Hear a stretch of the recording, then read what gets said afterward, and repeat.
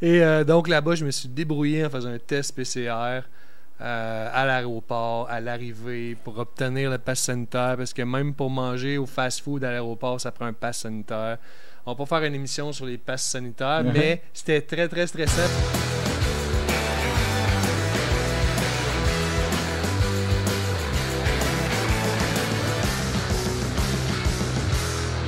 Bienvenue tout le monde à l'émission La Source Bitcoin, sponsorisée par Bull Bitcoin et Verify, animée par moi, Gustavo Flores et Maciek Sepnik. Malheureusement, Maciek n'a pas pu nous rejoindre aujourd'hui. Il se reprendra la semaine prochaine. On n'a pas pu faire d'émission dans les 2-3 dernières semaines. On a été très occupés. On va vous parler de qu'est-ce qu'on a fait et pourquoi on a été très occupés. Mais nous voilà de retour et aujourd'hui, on a notre invité qui s'appelle David Saint-Onge. Salut David. Salut Gustavo, enchanté. Ça va bien David? Certainement. Merci de me recevoir. Ben, merci d'être là David. Je pense que ça fait assez longtemps qu'on parle de plusieurs choses, du Bitcoin. Tu as écrit un livre, tu as été à une conférence récemment. Fait que je pense qu'on va avoir beaucoup de choses à parler aujourd'hui. Ouais, je pense pas qu'on va manquer de sujets. Exact, c'est ça que je me dis. Fait que peut-être pour commencer, je vais annoncer les choses qui sont passées de notre bord à nous chez Verify, chez Bull Bitcoin. Donc, la grosse nouvelle pour nous, en tout cas, c'est que Verify a été acheté par Bull Bitcoin. Donc, Verify est maintenant une filiale de Bull Bitcoin. Merci David. Félicitations les gars. Puis, dans le fond, ce que ça veut dire, c'est que nous sommes maintenant des employés de Bull Bitcoin et Verify, c'est une filiale qui est 100% détenue par la compagnie Bull Bitcoin. Et on va travailler ensemble. La raison principale de l'acquisition est que Verify était dans la mission de l'adoption des outils de gestion de portefeuille et ce qu'on appelle en anglais self-custody. Donc, la propre garde de ces bitcoins. Puis, on était dans une mission à faire adopter au plus de gens possible des outils et des méthodes pour qu'ils puissent détenir leur bitcoin. Bull Bitcoin, de l'autre côté, vendait du bitcoin à des gens directement dans leur portefeuille et ils avaient toujours besoin d'aider les gens à se créer des portefeuilles, à développer des méthodes plus sécuritaires. On dit salut à Guillaume. Ouais, salut Guillaume.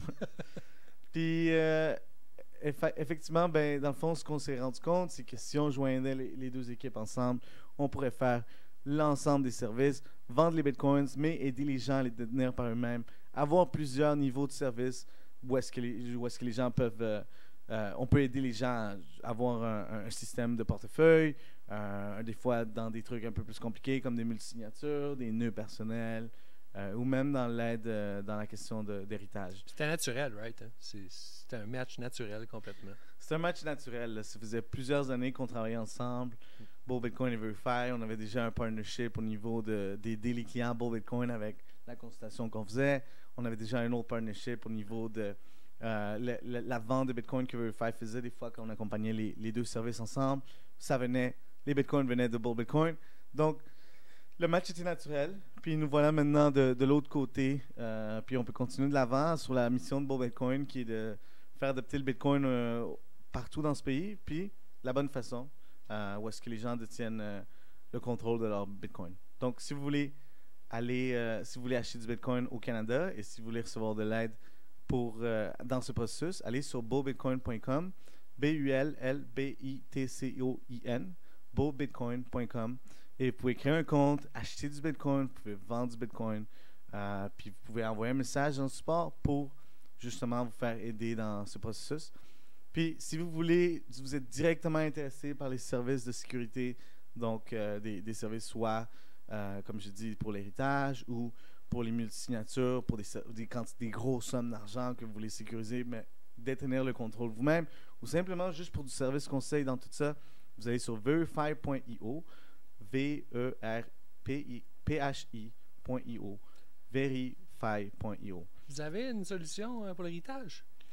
On a déjà aidé plusieurs personnes avec l'héritage. On n'a pas encore une solution, je te dirais, qui est totalement prête, mais on peut définitivement aider les gens avec ça. D'accord. Oui, aussi, ce qu'on a déjà fait, c'est vraiment aider les gens avec leur conseil juridique, souvent un avocat ou un notaire, à comment mettre bien l'infrastructure en place ou au moins les conseils en place pour la récupération des fonds une fois que, si leur départ arrive, une fois que ça arrive.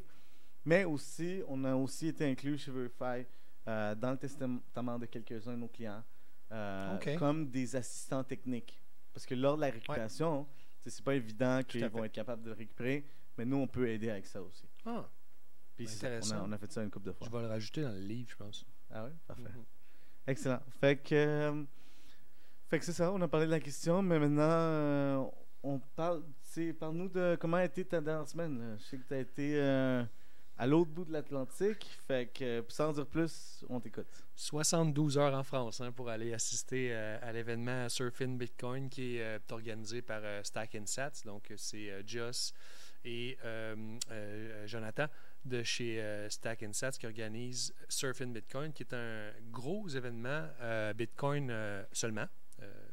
On peut dire un événement maximaliste.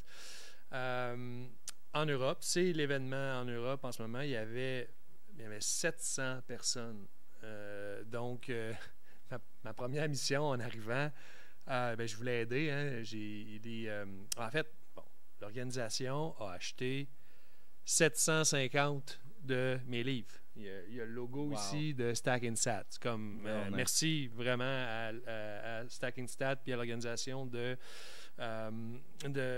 Surfing Bitcoin d'avoir investi dans mon livre et d'avoir donné aux gens là-bas. Je pense que c'est à mon humble avis, c'est un excellent outil là, pour démocratiser les connaissances au sujet de Bitcoin. C'est exactement pour ça que je l'ai écrit. Donc, ils ont acheté 750 de mes livres. Ils l'ont donné à chacun des participants dans le sac, qui incluait d'ailleurs ce magnifique Frisbee et ce jeton de casino. Je vais parler des billets un peu plus tard. Mais donc quand ils ont proposé de m'acheter les livres, je me suis dit, ça serait le fun que j'y aille. Hein? Et là, la pandémie est arrivée. Et là, c'était un petit peu plus complexe. Donc, ça a été un excellent 72 heures, mais ça a été 2 mois très stressant. Ma blonde pourra en témoigner. Parce que je ne savais pas tellement si j'allais pouvoir y aller. Parce que le lendemain que j'ai acheté mon billet d'avion, Gustavo, ils ont annoncé le Pass Sanitaire en France. J'ai acheté mon billet, j'ai payé. Là, j'ai demandé à mon agent de voyage, il m'a dit « Ah, c'est correct, tu fais juste passer un test avant de prendre l'avion. » Cool. Puis là, le lendemain, Macron à la télé, Pass Sanitaire. J'ai comme OK, qu'est-ce qui va se passer? Donc finalement, j'ai tout fait les démarches. J'étais supposé d'avoir un Pass Sanitaire. J'en ai pas eu un, mais je me suis débrouillé à l'aéroport. Mais bon, comme il y aura dans l'intro, je fais pas une émission on fait pas un podcast sur le Pass Sanitaire. Mais ça pour dire que c'était très, très stressant au départ. Mais après ça, une fois rendu là-bas, j'ai rencontré plein de gens. L'organisation, c'était vraiment incroyable. Une immense salle. Le choc, Gustavo, de voir une immense salle là, de spectacle, de casino, remplie à capacité de Bitcoiner qui écoute les conférences. Ça a été une vision là, qui m'a frappé. Puis moi, j'allais là pour écouter les conférences, puis j'en ai écouté aucune. Aucune. Parce que j'ai passé. C'est un classique. Oui, mais d'habitude, moi, je suis très, très assidu quand je vois là. Oui, j'écoute les conférences, mais là, j'ai passé 2 jours à attendre. En fait, c'est là que je vais parler des. Mais David, c'est pas à toutes les conférences que tu vends 750 livres. Là. Non, c'est ça, exactement. C'est vrai, d'habitude, je ne vends pas de livres. Mais si tu peux prendre les billets qui sont lousses, tu peux le montrer dans le fond. J'avais amené 150 billets comme ça. C'est des bolivars du Venezuela. Puis j'en ai amené 150 pour donner en guise de bookmark, de signet aux participants. Donc, à chaque fois que je croisais quelqu'un, je leur donnais le billet, puis ça faisait une très bonne entrée en matière. Puis après ça, les gens ils se disaient coudonc, m'as-tu donné 2 €, ou m'as-tu donné 2 piastres, ou c'est-tu l'argent canadien, ou tu sais. Donc, les gens se demandaient, mais en fait, ceux qui se posent la question, un billet comme ça de 2 bolivars de 2018, ça vaut 1/100 millième de cents. Fait que ça vaut vraiment rien. Puis moi, je les paye peut-être 5 ou 10 cents chacun sur eBay. Donc, chacun? Ouais. Donc, chaque pile? Non, ça coûte cher parce qu'ils sont neufs d'ailleurs. Il ne faut pas trop tes brasses parce que c'est des uncirculated. mais pour vous dire que cette brique-là de 1000, je l'ai payé $50 US. Donc, à shipping inclus. Donc, ça, c'est vraiment 5 cents US chacun. Donc, ça n'a aucune valeur monétaire, mais comme ils sont flambant neufs, il y a une photo de toi sur Twitter avec des... C'est-tu un montage ou c'est vrai? Non, c'est vrai. C'est vrai? C'est à Miami, à la conférence No 2021 schnitt. Bitcoin. Il y avait un bac gigantesque de vidange là, avec plein de billets OK. vénézuéliens aussi. Je pense que c'était des 50. OK, mais est-ce que c'était des billets neufs ou c'était des billets... Je pense pas qu'ils étaient neufs. Ils non, étaient hein? un peu effrités. Tu sais. OK, Ils étaient donc... pas super neufs. Là. Ils ça étaient pour pas dire- beaux comme ça. Non, c'est ça. Donc, les billets utilisés n'ont aucune valeur, là, mais les billets neufs, il y a quand même une certaine valeur. Parce collection. De collection, parce Exact, que les gens... c'est ça. Mais, ceci dit, c'est moins cher d'acheter ça que de se faire des signets. ouais? Ben oui, des signets. Mettons, 500 signets, ça coûte 50 $. Fait que moi, j'ai payé 1000 pour 50 $ pour 1000 signets. Et moi, ce que j'ai fait, c'est que j'ai acheté un stamp comme ça, puis j'ai estampé chaque billet, les 150. Fait que là, il y a le site, il y a le nom de mon livre, le site Internet. Ouais, c'est Fait cool, que c'était littéralement un... Donc, c'est ça que j'ai fait tous les 2 jours au stand de Roxy. Salut Roxy, de Découvre Bitcoin. Qui est un channel YouTube excellent de vulgarisation Bitcoin. Puis, ben, lui avait préparé des affiches. Il y avait genre 22 grosses affiches, là, grosses comme ça, sur tous les sujets de Bitcoin. Donc, il y avait un stand, puis il y avait ses affiches, puis il m'a prêté de la place pour que je puisse rencontrer les gens. Donc, j'ai donné 150 marque-page, comme on dit, parce qu'en France, tu dis signet, ils ne comprennent pas. Et là, j'ai dit marque-page. Ah oui, OK. Donc, et je leur présentais ma collection de monnaies d'hyperinflation qu'on pourra peut-être regarder quelques billets là, durant le podcast, mais les gens semblaient assez fascinés par ça. Donc, ils restaient avec moi une demi-heure, 45 minutes là, que je leur explique chaque billet ou... les gens étaient assez fascinés par ça. Donc, c'était des bitcoiners qui devaient connaître l'hyperinflation en général, mais de voir les billets en tant que tels, ça a été un gros succès. Fait que c'est ça que j'ai fait pendant 2 jours. J'ai juste parlé à des gens d'hyperinflation. J'ai assisté à aucune conférence. C'était vraiment ça mon rôle, je crois, là-bas. J'ai expliqué aux gens. T'as Orange Pill. J'ai Orange Pill. Beaucoup de français. Ouais, sur l'hyperinflation. Sur l'hyperinflation. Fait que, ouais, ça a été mon rôle là-bas. C'était vraiment cool. J'y retourne l'année prochaine, c'est garanti. C'est cool, ça. Ouais, j'ai adoré. Ben, moi, j'y vais chapeau. aussi. Ouais, ouais. Ben, tu vois, je voulais y aller, puis Jonathan m'avait envoyé un message il y a quelques semaines, quelques mois même, pour m'inviter. Je voulais y aller, mais il y avait toujours de l'incertitude. Tout à fait. Est-ce qu'on va pouvoir y aller? Mais non. Est-ce qu'on va pas pouvoir y aller? Puis, t'as pu, finalement, j'aurais pu, mais c'est pas juste une question de ça. Il y avait aussi que je voulais passer. Je m'en vais à Montréal bientôt. Là. Il me reste 2-3 semaines à Montréal. Ouais. Je voulais en profiter de mon temps ici. Là. Ben Je suis pas vacciné. Fait que, si je revenais, j'allais faire T'avais 2 semaines à la 2 semaines, maison. En plus, je veux partir bientôt à l'étranger. Puis aussi, vous aviez la semaine, le Bitcoin Summer, là, vrai, on avait juste une avant. Là, c'est comme... ça aurait été fou. Non, mais Non, c'était c'est ça, exact. Je suis allé en éclaireur, Gustavo. L'année prochaine, il va toute la gang. On va aller montrer la puissance du Québec. Parfait, ça. À Biarritz. Ben oui, on a besoin d'être plusieurs. Là. C'est Les magnifique. Québécois ont besoin d'être là. Oui, bien, ça fait aussi des liens. Puis écoute, c'est magnifique. Là, je veux dire, c'est sur le bord de l'océan Atlantique. C'est comme, quel endroit T'as-tu merveilleux. surfé? Non, je suis même pas allé à la plage, man. Je suis littéralement arrivé sur place. Ah oui, ce que je voulais dire tantôt, excuse, j'ai pas poursuivi, mais je voulais aider l'organisation parce qu'il avait été assez fin pour m'inviter à l'événement, donc puis d'acheter mes livres. Donc, je voulais les aider. Fait que j'ai fait, il y avait 750 sacs. Je ne l'ai pas amené le sac, là, mais un tote bag là, Okay. avec ça, avec la pied, puis mon livre. Bon, il y avait plein de trucs dedans. Puis il manquait un dépliant. Je pense qu'ils ont refait un dépliant. Ils ont corrigé quelque chose, je ne sais pas trop l'histoire, mais il fallait mettre le dépliant dedans. Il y avait 750 sacs. Fait que pendant des heures, là, genre 3-4 heures, là, de 8 heures à l'ouverture, là, j'ai mis des pamphlets dans des sacs non-stop pour les aider. C'était super cool. C'était toute une gang. C'est vraiment le fun. Je me suis fait des chums en faisant ça. Fait que ça, j'ai fait ça. Pour ça, j'ai parlé au monde d'hyperinflation. Après ça, il est arrivé 5 heures la deuxième journée. Je suis allé prendre l'avion et je suis revenu ici. C'est ça. Voilà. Wow. Ouais. 72 heures à Biarritz. Ouais, même pas 72 heures en France. J'ai été à Biarritz de 2 jours. Comment juste tu y 48 vas? heures. Tu prends Montréal, Paris, Ouais. Paris, Biarritz? C'est ça. Puis, Est-ce que tu prends un avion de Paris à ouais, Biarritz? hey, Paris-Biarritz, là. Quand tu t'es réservé tôt, là, puis il y avait de la demande, hein, parce qu'il y avait l'événement, j'ai réservé quoi, un mois à l'avance. J'ai acheté mon billet, 30 euros, man. C'est fou les prix que ça coûte de voyager dans Ouais. l'Europe. Là. Ouais. Même des fois, ça c'est à l'intérieur d'un pays, même des fois entre Ah ouais, plusieurs pays. j'ai fait la Suisse jusqu'à la France, dans v'là comme 5-6 ans. Ça m'avait coûté 50 euros aussi, c'est comme ça. C'est super. Hein? C'est Ouais. fou. Mais bon, c'était plus intéressant dans back then, là, quand il y avait plus de liberté. Là. Ouais, Là, ouais. C'était moins stressant. C'était regarde. moins stressant. Hein?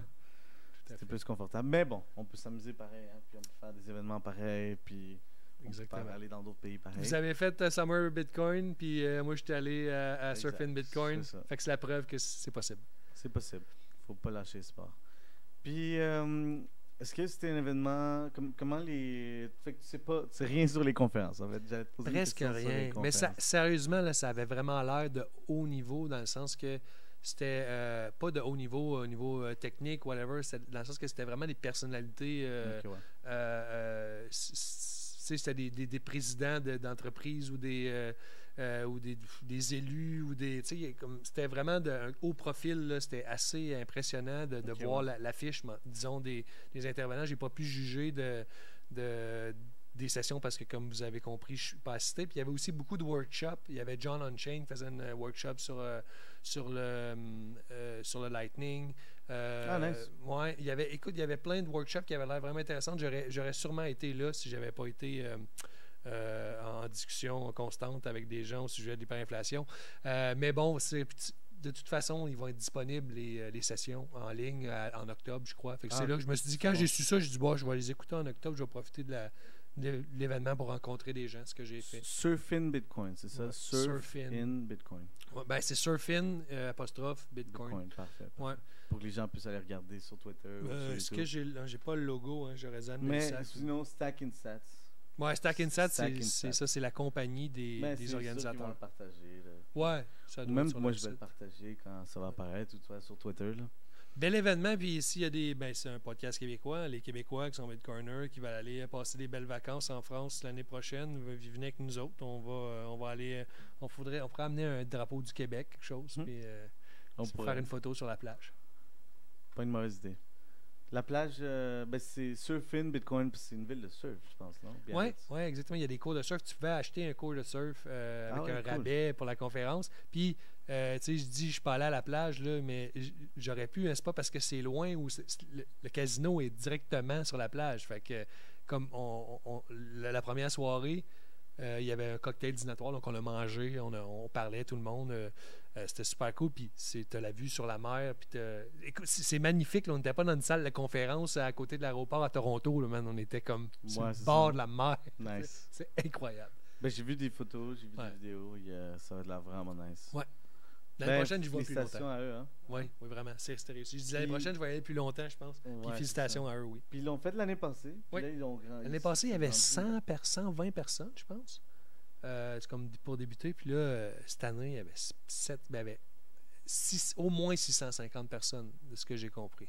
Puis Incroyable. ils ont vendu plus de billets que ça, mais comme il y a toujours des annulations, whatever. Là, mais c'était très, très impressionnant. Incroyable. C'est super ça. Alright, fait que, tu sais, ils ont acheté 750 livres de tes livres, donc peut-être tu peux nous parler un peu de ton livre. Oui. Tu sais, ils l'ont sûrement pas acheté pour rien. là.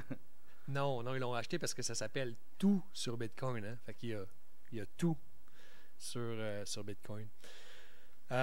Au-delà du titre, en fait, pourquoi j'ose l'appeler Tout sur Bitcoin, c'est parce que je vous donne un peu mon background. Là. Avant d'écrire le livre, j'ai fait une recherche exhaustive au sujet de Bitcoin. J'ai acheté 36 livres sur Bitcoin, des sujets connexes, et j'en ai lu 24 ou 26 en 3 ans. Donc, des livres sur Bitcoin, des livres sur la monnaie d'État, des livres sur l'hyperinflation, des livres sur comment les banques centrales fonctionnent, des livres sur les taux d'intérêt négatifs, en tout cas, toutes sortes de sujets intéressants. Et donc, j'ai découvert Bitcoin par l'entremise d'un collègue en 2018. J'ai commencé mes recherches en 2018. Puis quand j'avais lu, disons, 5 ou 6 livres, 7 livres, tranquillement, ben, j'ai décidé de faire un cours sur Bitcoin que je donne au Collège Maisonneuve, que vous pouvez assister en passant d'ailleurs, vous pouvez vous inscrire. C'est un cours dans la formation continue. Puis, ben, après que j'ai fait le plan pour mon cours, je me suis dit, hey, ça ferait peut-être un bon livre, parce que j'avais tout structuré là, pour bien amener le sujet. Il faut parler de la monnaie, il faut parler de la monnaie d'État, il faut parler de comment elle fonctionne la blockchain, tout ça. Donc j'avais tout construit ça. Puis je me disais, peut-être que je pourrais écrire un livre. Puis pourquoi je me suis dit, ça serait bon de faire un livre au-delà d'un cours, c'est que je me suis dit, ça va être important que ma mère comprenne Bitcoin. Mais je peux pas demander à ma mère de lire 5 livres, genre, c'est quoi la monnaie, c'est quoi la monnaie d'État, comment fonctionne la blockchain. Je peux pas lui demander de lire What has government done to our money. Je peux pas lui demander de lire les talons Bitcoin Standard. Je peux pas lui demander de lire Inventing Bitcoin. Elle va pas faire ça. Donc j'ai dit, moi je vais faire un livre qui va parler de c'est quoi la monnaie, c'est quoi la bonne monnaie, c'est quoi les caractéristiques de la monnaie, c'est quoi le rôle de la monnaie, c'est quoi la monnaie d'État, comment ça fonctionne, comment ils font pour générer la monnaie d'État, c'est quoi l'inflation, c'est quoi la déflation. Tous des sujets qui sont importants pour les Bitcoiners et qui est nécessaire pour comprendre Bitcoin, ben, je les couvre dans le livre, dans le bon ordre. Merci à mon éditrice, Marie, d'avoir mis dans le bon ordre. Ça a été tout un... Ouais, je te reparlerai peut-être tantôt, mais... donc, après, j'explique évidemment comment fonctionne la blockchain, comment ça fonctionne Bitcoin. C'est pour ça que j'appelle ça tout sur Bitcoin. C'est que contrairement à tous les livres que j'ai lus qui couvraient un aspect de Bitcoin, moi, je me suis fait un mot d'ordre de couvrir l'ensemble des sujets dans un livre concis, bien expliqué, accessible à tous, mais intéressant pour tout le monde. Même un gars comme toi pourrait peut-être trouver quelque chose. Sans doute. C'est une bonne synthèse. C'est ça. C'est ça, il en manquait. Oui, puis... En français aussi. En français surtout. Puis surtout pour un gars comme toi, des fois, tu te dis, comment donc je pourrais expliquer ça, le minage, Mais là, tu vas peut-être trouver dans mon livre une façon d'expliquer le minage qui va dire, ah oui, David, il a pensé ça. Moi, j'ai la même chose avec Emmanuel de Parlons Bitcoin. Emmanuel de Parlons Bitcoin, il y a une excellente façon de résumer comment Bitcoin fonctionne et qui est différente de la mienne, mais qui arrive au même endroit. Puis écouter son podcast, d'apprendre, de voir comment lui, ça me donne des idées après pour quand je l'explique au monde, d'avoir un autre chemin. Fait que même si tu connais les choses, avoir la vulgarisation des autres vulgarisateurs Bitcoin, c'est super intéressant parce que ça nous donne plus d'armes pour éduquer les gens au sujet de Bitcoin. Sans doute. C'est très important. Fait que comment les gens peuvent acheter ton livre, David? C'est tout sur bitcoin.com. Ou sur Amazon, tout simplement. Tout sur Bitcoin, cherchez ça sur Amazon. Facile à acheter sur Amazon. Ils vont vous le shipper. En fait, je peux faire une parenthèse que c'est intéressant parce que le livre d'Amazon, c'est fait comme en Amérique, en Ontario, aux États-Unis. Ils font... nous, on a imprimé, disons, des livres en France, parce que mon éditrice est en France. C'est pas pareil. C'est pas le même. Non, regarde, il est plus épais. Le papier est plus épais, il semble, chez Amazon. Puis la couverture, la couleur n'est pas tout à fait pareille. Parce qu'il y a un format différent au Canada et en Europe, je ne sais pas trop. Là. Celui d'Amazon?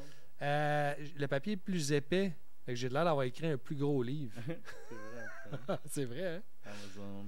Les deux, pour vrai, les deux sont... En fait, le livre français est mieux imprimé et plus foncé parce que c'est une vraie presse de livres.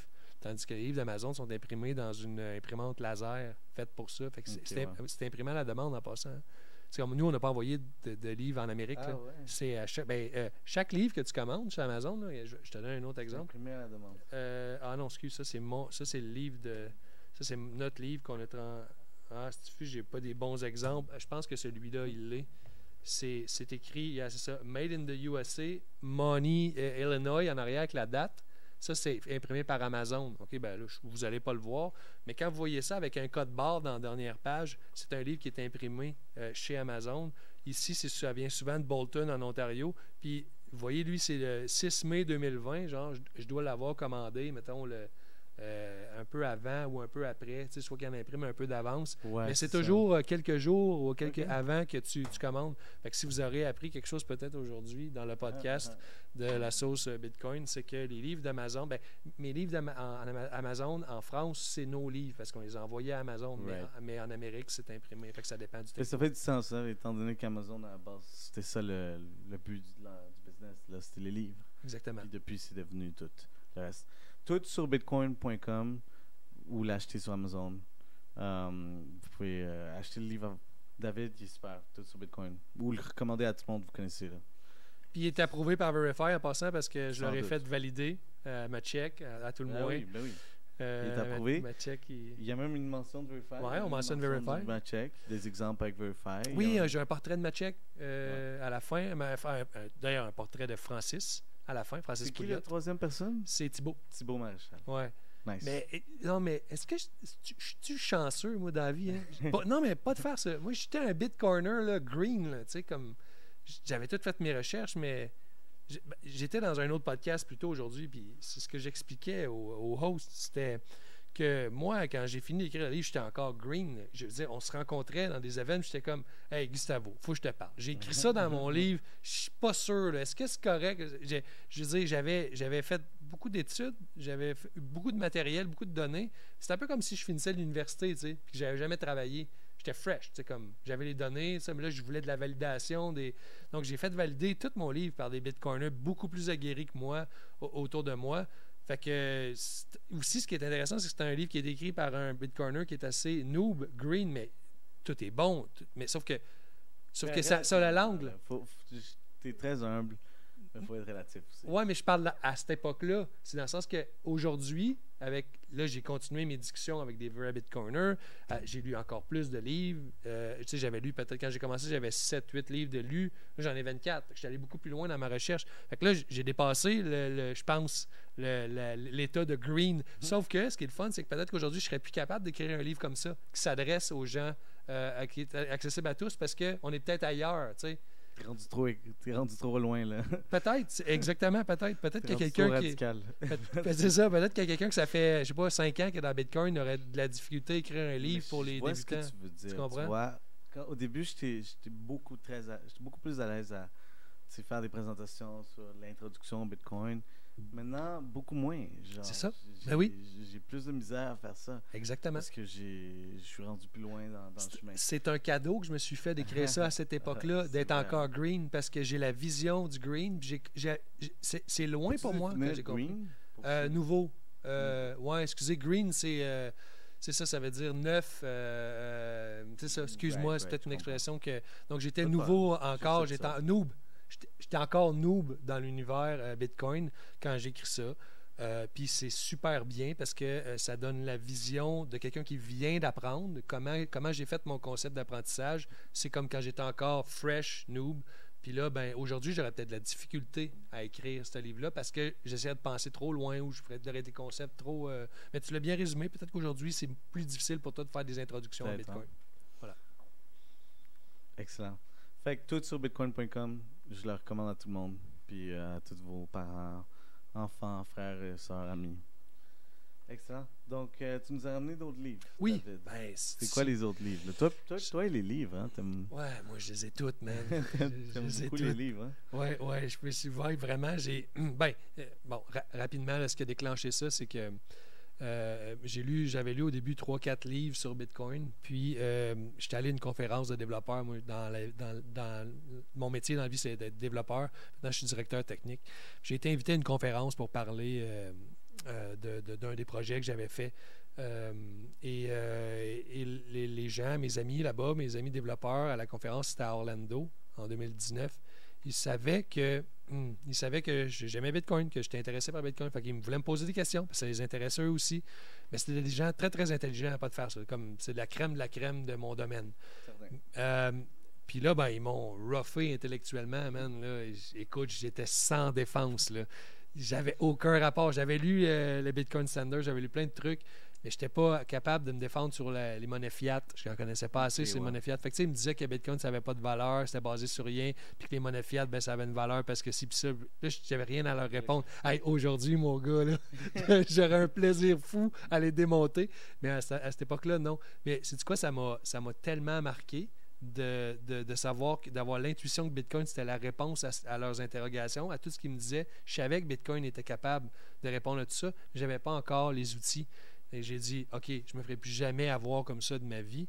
Et donc, j'ai commencé à lire. Donc, j'ai pris tout mon temps libre pour lire. J'en ai lu 24, je pense. Et je peux prendre quelques instants pour vous montrer les plus marquants, là. Il faut absolument lire quand on s'intéresse à Bitcoin si on veut savoir comment la blockchain fonctionne, en fait, comment Bitcoin en tant que tel fonctionne. C'est Inventing Bitcoin de Jan Pritzker que j'ai traduit avec Thibaut Maréchal. Salut Thibaut. Et mon éditrice Marie. On a appelé ça l'invention de Bitcoin. Donc, c'est vraiment un livre sur comment fonctionne Bitcoin. J'en parle dans mon livre, mais pas. Disons, c'est un livre de 100 pages. Moi, j'en parle pendant une vingtaine de pages de mon livre. J'utilise les mêmes exemples que Yann. D'ailleurs, il y a du texte qui est directement cité de ce livre-là. Et si vous voulez aller en profondeur sur comment fonctionne Bitcoin, c'est le livre. Il y a Mastering Bitcoin aussi, mais justement, moi, j'ai commencé par Mastering Bitcoin et c'est trop avancé pour la plupart des gens. C'est trop avancé. Il y a même des exemples de Python, comment écrire du code. Oui, c'est ça. Moi, j'ai trouvé ça intéressant, mais pas comme premier livre. Genre, si je voulais me lancer dans un projet de développement Bitcoin, je le relirais tout de suite, puis ça me remettrait dedans. Mais c'est bien trop avancé. Fait que Mastering Bitcoin, c'est vraiment pour un public niche. Ce qu'il faut lire, c'est Inventing Bitcoin ou l'invention de Bitcoin qu'on a traduit, qui est disponible. J'ai fait un site qui est inventionbitcoin.com. En fait, il est aussi en bas dans mon site. Puis il est disponible sur Amazon aussi. On a fait un beau travail. C'est-tu le seul livre que Yann a fait ou il y en a écrit d'autres? Non, il en a juste fait un. À ma connaissance. Bitcoin. Après ça, il est devenu c'est Swan, c'est ça. Ouais, c'est ça, Jan Pritzker, c'est juste donner un petit background aux gens qui nous écoutent. Il a écrit Inventing Bitcoin après, en même temps, ou un peu avant qu'il a fondé Swan Bitcoin. Swan Bitcoin, c'est un site qui est disponible aux Américains pour acheter du Bitcoin en ligne. C'est un peu comme Bull Bitcoin aux États-Unis. Ouais. Puis nous, on recommande Swan Bitcoin aux Américains, comme eux, ils recommandent Bull Bitcoin aux Canadiens.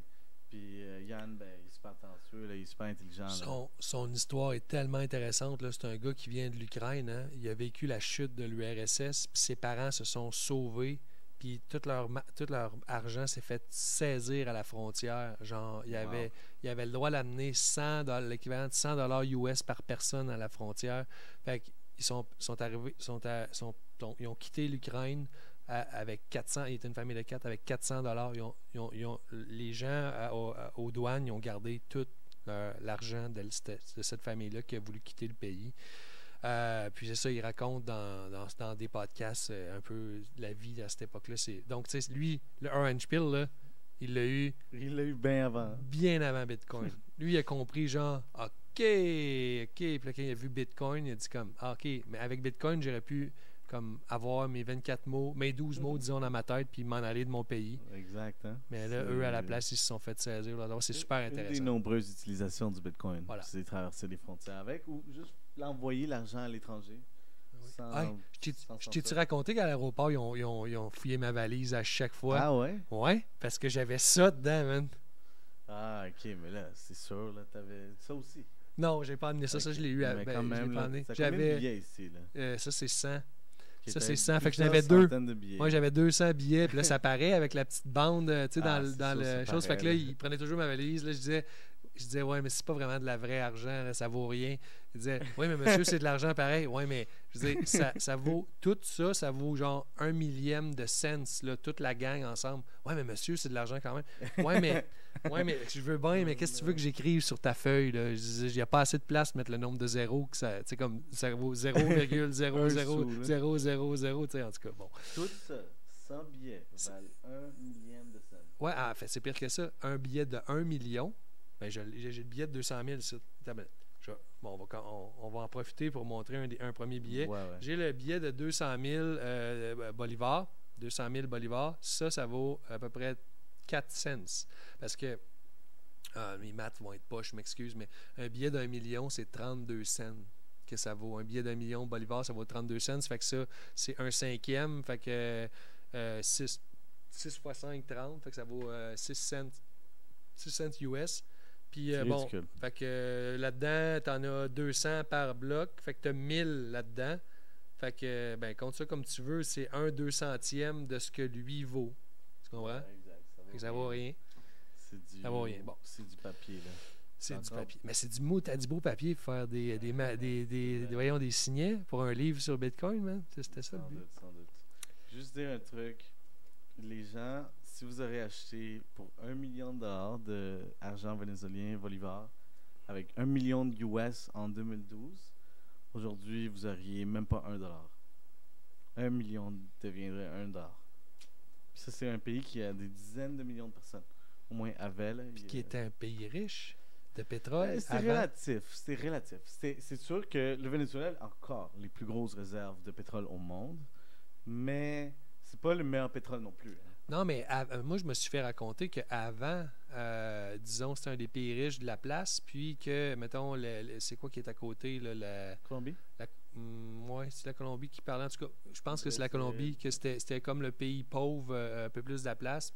Puis là, les gens de la Colombie essaient d'aller. Mais là, c'est l'inverse. Puis Exact. aussi, ce qui est fascinant, quelqu'un m'a raconté que tous les pays autour font de la canne à sucre. Puis au Venezuela, ils font pas de canne à sucre parce qu'il y avait le pétrole. Fait que là, ils ont tout concentré sur le pétrole. Puis là, l'industrie pétrolière chez eux s'effondre à cause de l'incompétence, de la baisse du prix, de toutes sortes de raisons. Mais là, ils sont obligés d'acheter de la canne à... Ils ne faisaient pas de canne à sucre parce qu'ils disaient c'est bien plus simple de l'acheter, c'est bien moins cher de l'acheter de la Colombie à côté. Parce Right. que, tu sais, cheap labor puis tout ça. Mais là, ils se retrouvent avec une industrie pétrolière qui est moins intéressante qu'avant, mais ils font même pas de canne à sucre pour diversifier leur économie parce que c'est ça. Ça a un nom, ça s'appelle le curse des pays qui ont une ressource, mettons, mais beaucoup. Ça fait toujours un curse, c'est qu'ils se concentrent sur cette ressource-là. Ils oublient tout le reste, ils ne diversifient pas leur économie, puis ils se font toujours avoir à la fin. Ouais. Je pense que c'était à Biarritz, quelqu'un qui m'a raconté ça, je trouvais ça que c'était intéressant. Ouais. Intéressant. Juste dire un petit dernier truc sur la question. Moi, je suis né au Pérou. Mes parents sont nés au Pérou aussi. Mes parents ont grandi à travers les années 80-90 au Pérou, où est-ce qu'il y avait beaucoup d'inflation. Oui. Le Pérou avait... Mon père me disait que s'il ne se rendait pas au travail, quand il recevait son chèque de paye à chaque mois, s'il ne se rendait pas à la banque avant qu'elle ferme, le lendemain, ça valait la moitié en dollars US. Wow. C'est ridicule de même. C'est là qu'ils ont rajouté tous les zéros sur les billets en Amérique du Sud, right? C'est ça? C'est pour ça qu'à cette heure, il y a plein de zéros sur les billets. Ben, le Pérou, c'est un peu différent des autres. En fait, ce qui est arrivé au Pérou, c'est qu'à un moment donné, ils ont juste dit, OK, 1000 de monnaie, unité de la vieille monnaie équivaut à une unité ça de la s'appelle nouvelle monnaie. redénominé. C'est ça. Ils ont fait ça 2 fois. Mais dans ce temps-là, les Péruviens s'en allaient au Venezuela. Aujourd'hui, les Vénézuéliens s'en vont au Pérou. Il y a plus d'1 demi-million de Vénézuéliens juste au Pérou. C'est fou. Dans les autres pays, c'est encore plus. Oh, wow. Ouais. Wow. C'est comme ça. Hein? Ben, j'ai de la compassion pour ton père qui travaillait pour la moitié de sa paye s'il manquait. C'est fascinant. Ouais, ben c'est la vie. Hein? Mais bon, le Pérou a eu une des meilleures phases ensuite. Là c'est un peu retourné dans la difficulté, mais mes parents ont été corrects par la suite. Là. Mais dans ce temps-là, mon père m'a dit la pire paye. Bon, il y a eu des pires. La pire paye qu'il y a eu, en fait, c'était une paye en papier de toilette. Pour 2 semaines de travail, là, genre plein de papier de toilette. Mais la pire paye, genre de... Il était payé en shitcoin, c'est ça que tu me dis? Il était littéralement payé en toilet paper. Littéralement. Mais la pire paye qu'il avait reçue, c'était 1 mois de travail pour 80 US.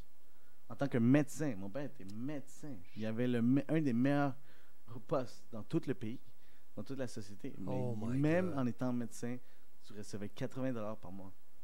C'est ridicule, hein? Wow. Il y a genre 35 ans. Mais bon, ça a changé, là. Wow. Ben, c'est ça que ça fait, l'hyperphagie. Ouais, merci de partager ça avec nous autres, c'est fascinant. Puis en C'est plus, ça que ça fait, c'était peut-être même pas potentiellement de l'hyperinflation par définition, c'était plus juste de l'inflation forte. Le Chekra, c'était quand même, faudrait que je quand même regarde dans le reconnu chat. comme Ok. hyperinflation. Là. Ça se peut, ouais. Pérou, 89 Ouais. à 92, genre. OK. Peut-être juste 1-2 ans. C'est que ça, 50% par l'hyperinflation. mois. Fait C'était que à peu près oui, c'était ça, ouais. C'était plus que ça, je pense. OK. Même. Ouais, possible. Fait que Parle-nous de ton deuxième livre. Oui. Un autre livre que je voudrais parler, c'est The Price of Inflation. The Price of Tomorrow, oui. The Price of Inflation. Ça serait un bon titre, ça. On écrit tout ça comme livre. The Price of Tomorrow, c'est par Jeff Booth. Donc, c'est un livre qui est très intéressant parce que ça parle que le futur est nécessairement déflationnaire à cause de la technologie. Donc, on devrait techniquement avoir des prix toujours moins chers. Et l'inflation, en fait, est causée par les banques centrales et l'impression monétaire. Ils veulent qu'il y ait de l'inflation. Je l'explique ça en passant dans mon livre que l'inflation n'est pas juste... les banques centrales ne sont pas là juste pour limiter l'inflation à 2 %. Non, non. Ils sont là aussi pour limiter le plancher d'inflation à 1 %. Parce que s'il y a de la déflation, en passant, tous ceux qui connaissent l'économie et sont allés à l'université, quand tu vas leur dire le mot déflation, ils vont pogner en feu. Parce que les autres, ce qu'ils comprennent, c'est la contraction de l'économie. Mais moi, ce n'est pas de ça que je parle. Je te parle de la prise de valeur de la monnaie et la baisse des prix, sans nécessairement avoir une baisse de demande ou une contraction de l'économie. C'est sûr qu'en chiffre nominal, si les prix baissent, tu vas faire moins de ventes en termes de volume, mais ça, c'est parce que la monnaie va prendre de la valeur. Fait que oui, comme le Dow Jones, il pourrait stagner ou même baisser, mais en valeur réelle, en valeur de pouvoir d'achat, ben ça continue à grimper. Nous, là, c'est l'inverse qu'on voit. C'est que le Dow Jones, il monte à cause de l'inflation, mais il n'y a pas nécessairement plus de valeur qui est créée. Si tu compares en valeur réelle ajustée à l'inflation. Donc, on parle un peu de l'inverse de ce qui se passe aujourd'hui. Au lieu d'avoir des actions qui sont gonflées à cause de la monnaie qui est imprimée, ben, tu aurais tout simplement des prix moins chers et la monnaie, techniquement, prendrait de la valeur parce qu'on est de plus en plus efficace à faire n'importe quoi. Une télé, là, ça ne vaut plus rien, même les grosses télés, parce qu'on est de plus en plus efficace à le faire. Ça devrait être comme ça dans tous les domaines, mais les banques centrales, ils font exprès pour imprimer de l'argent, pour créer de l'inflation, pour contrer ça. C'est ça qu'explique Jeff Booth dans Mais c'est quoi qui livre. gagne en faisant ça? Ah, c'est pour les banques. C'est parce que si tu as de la déflation, je ne te parle pas de la contraction de l'économie, je te parle d'une baisse des prix. S'il y a une baisse des prix, ben, ta maison, elle va valoir moins cher que le prêt que tu as à la banque. C'est pour ça qu'ils ne veulent pas faire ça. Puis toute leur analyse, leurs chiffres sont basés sur une croissance perpétuelle. Ils veulent que le chiffre il monte. T'sais. Si le chiffre il baisse, tout le monde panique. Là. Hey, au Zimbabwe, là, quand il y avait l'hyperinflation, là, man, la bourse, là, c'était payant. Là. Venezuela, la bourse, excuse, j'ai dit Zimbabwe, oui, j'ai dit Zimbabwe, c'est Venezuela. Oui, c'est ça. Oui, exactement. C'est toujours la même chose. Les deux, tu sais, la bourse, mon gars, ça peut monter de, je sais pas moi, 1000% par jour. Ben, c'est normal. Tout le monde est millionnaire. Tout le monde est millionnaire. Donc, ça veut rien dire. C'est toujours en valeur réelle qu'il faudrait le compter, puis mais c'est pas ça qu'on fait. C'est pas évident au début. Hein. Au début, tout le monde est millionnaire, puis c'est ensuite que ça devient vraiment évident. Ah, la raison pourquoi on est tous millionnaires, c'est parce que l'argent vaut plus rien. Oui, voilà. Puis tu sais, aujourd'hui, avec la bourse qui arrête, on dirait un jeu vidéo, tout la valeur immobilière, les condos en banlieue sont rendus à 350 000 à 1 heure du centre-ville. C'est ridicule. Ouais. Des condos, genre de 2 chambres. Gustavo, je pourrais même pas passer à la banque pour ma maison en ce moment. J'ai acheté une maison il y a 5 ans. Ouais. Okay. Avec ma conjointe, on gagne 2 salaires bien intéressants. On a des bons emplois. On a passé à la banque là, pour un montant bien correct. On a acheté une maison il y a 5 ans. Puis aujourd'hui, je pense que si j'allais à la banque avec nos 2 salaires, on ne serait pas capable de s'acheter ma maison. La banque, elle dirait « Ah non, c'est trop cher. » Mais c'est ma maison, je l'ai, là. C'est juste qu'elle vaut genre 50% de plus qu'il y a 5 ans. C'est complètement ridicule, man. On est dans un jeu vidéo, David. Oui. J'ai acheté mes crédits au bon moment. Tu sais, j'ai acheté dans le jeu vidéo, j'ai acheté ma maison au bon moment. C'est clair. Exact. Je pourrais même pas m'en payer aujourd'hui. Ce qui est dommage, c'est que la suite logique, c'est que quand il y a de l'argent partout, quand les NFT se vendent à des millions de dollars, tu sais qu'il y a maintenant des NFT que c'est juste des fonds blancs qui valent genre 50 000 $. Ah, mais non, c'est parce que t'as pas vu. C'est un lapin blanc dans une tempête de neige. C'est ça l'art en arrière. C'est ça. Hein? Quand c'est rendu que tout est absolument n'importe quelle niaiserie a un prix, puis tu peux devenir millionnaire avec, ça commence à ressembler aux histoires du Zimbabwe et du Venezuela. À quel point c'est du money laundering, à ton avis, le NFT? C'est pas qu'un artiste qui se l'achète lui-même pour... Il y a beaucoup de money laundering, mais en même temps, à quel point... En fait, s'il le revend, par exemple, en fait, la vraie nuance, c'est... Non, mais si tu l'as dit, c'est si quelqu'un se met riche en achetant un NFT X montant, puis après ça, il se met riche, millionnaire, en le vendant à quelqu'un d'autre, là, ça peut pas vraiment être du money laundering, parce que le concept du money laundering, c'est quand tu te l'achètes pour toi-même, puis tu veux... Là, si quelqu'un d'autre l'a acheté... Je sais pas. Il y en a, c'est sûr qu'il y en a, comme il y en a dans tout, absolument tout. Même dans le Bitcoin ou dans le cash ou n'importe quoi. Mais je pense pas que c'est ça la conclusion. Je pense que la conclusion, au bout du compte, c'est qu'il y a trop d'argent. Il y a trop d'argent. Les gens veulent placer ça quelque part. Il y a trop. Puis en plus, maintenant, on sait, là, il y a des données qui sont sorties de ça, que j'ai partagées sur Twitter. On sait que 90% de l'argent qui est tradé sur Ethereum, que ce soit des NFT ou de DeFi, ça vient des grosses institutions. Cet argent-là ne vient pas des gens, là. Ça vient des banques, ça vient des institutions financières qui valent des milliards, qui ont un accès direct aux imprimantes. Oui, c'est juste. Ils placent l'argent imprimé là, dans Ethereum? Sans doute. Ils placent l'argent imprimé, il est rendu dans tout et absolument rien de nos jours. On est que dans on dirait qu'on est dans une simulation de jeux vidéo. Il y a tout le monde est millionnaire. C'est ça que le monde pensait au Zimbabwe, puis en Allemagne dans les années 20. Puis on sait c'est quoi la suite. Hein? La nuance que j'ajouterais, que c'est de ça que je parlais justement avec les gens à Biarritz, c'est quand ils me disaient oui, c'est beau là, tout ça, mais ils disaient est-ce que ça peut arriver avec l'euro, tu sais? Là, je disais ultimement, oui, tout est possible, mais pourquoi ça n'arrive pas avec l'euro en ce moment? Pourquoi ça n'arrive pas avec le dollar américain? Pourquoi ça n'arrive pas avec le yuan chinois? C'est que il y a de la demande pour la devise. C'est tant que tu as de la demande pour la devise de l'externe, tant qu'il y a des devises étrangères qui rentrent dans le pays, c'est difficile d'avoir de l'hyperinflation parce que c'est ça qui protège, en fait, la devise. Les Américains, eux, ils n'ont pas autant d'inflation qu'ils devraient avoir techniquement parce qu'il y a une extrêmement grosse demande pour le dollar US parce que c'est la monnaie de réserve mondiale et à cause des pétrodollars, tout le monde échange le pétrole en dollars US. Donc, il y a toujours une demande. C'est ça qui protège ces monnaies-là contre l'hyperinflation. Et quand j'ai étudié l'hyperinflation, ce que j'ai remarqué, c'est que tous les pays où c'est arrivé, il y avait une perte de confiance et une perte totale de demande pour la monnaie. En Hongrie, d'après-guerre, puis personne n'avait besoin de leur monnaie parce qu'ils avaient perdu toute leur capacité de production à cause de la guerre. Fait que personne ne voulait acheter ça s'appelait des pengos. Personne ne voulait acheter des pengos, hyperinflation. Au Zimbabwe, ils sont mis à imprimer des billets sans regarder le GPD, sans faire les calculs économiques. Là, ils ont juste imprimé des billets. Tout le monde a perdu confiance à la monnaie. Puis comme il n'y avait pas besoin d'acheter aucune marchandise du Zimbabwe, aucun pays autour avait besoin de la monnaie. Hyperinflation. La Grèce occupée, même affaire. La Grèce était occupée. Personne ne voulait acheter des drachmas. Hyperinflation. Donc, c'est toujours un mix de perte de confiance et de perte de demande pour la devise. Fait qu'on est un peu protégé pendant que le système actuel fonctionne. Si le système actuel arrête de fonctionner, c'est plus pareil. Si les Américains continuent à perdre aussi la confiance des autres pays, comme le leader mondial, comme on voit ces dernières semaines, puis la Chine prend de plus en plus de place, s'il y a de moins en moins de cohésion sociale dans les pays européens ou les États-Unis, et de moins en moins de gens qui veulent produire et faire de quoi de compétitif envers d'autres pays qui sont dans d'autres cycles de leur civilisation, c'est un peu les pas que tu as besoin de faire pour te rendre là. Pas d'un jour au lendemain, non, mais c'est ça. C'est ça. Peu. L'histoire dit pas, l'argumentaire dit pas que c'est impossible. L'argumentaire explique pourquoi ça arrive pas, en ce moment. Fait que c'est ça l'explication.